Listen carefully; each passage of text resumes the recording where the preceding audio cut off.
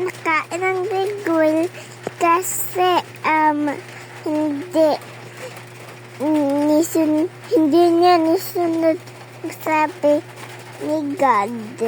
Ano bang command sa kanya ni God? Hindi ganyan. Magpunta sa Ninive. Oh, and then, anong gagawin niya sa Ninive? Isa sa mga tao mag-pray lagi kay God. Oh, ano ginawa ni Jonah? Nag-run away siya. Tapos, saan siya sumakay? Cebu. Tapos, what happened next? May mga tao. Ano ginawa nila? Ito Si Jonah. si Jonah sa sa river. Ocean. Sa ocean. And then, anong nangyari kay Jonah? Wala. Nung tinrow siya, anong nangyari sa kanya? Nakain sila ng big whale.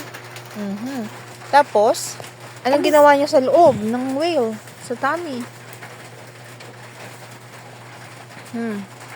Hindi, silang napupunta dun lagi. Ano mang ginawa nila sa loob ng ano? Nagpray para mapunta ulit si Jonah sa Ninive. Ilang days si Jonah dun sa loob ng tummy? 3 days. 3 days. Nag-pray siya, nag-ask siya ng what? Forgiveness. And then, nung napunta na siya sa Ninive, anong sinabi niya? Sa mga people of Ninive.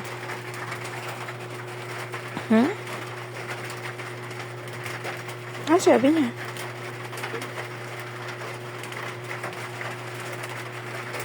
Wala? Wala. Lu? Ano siya sabi? Di ba? Sinabihan niya kung ano yung Yung ano. Ikaw kung na anong utos sa magsabi kanya ni dito. God. Ikaw na magsabi God.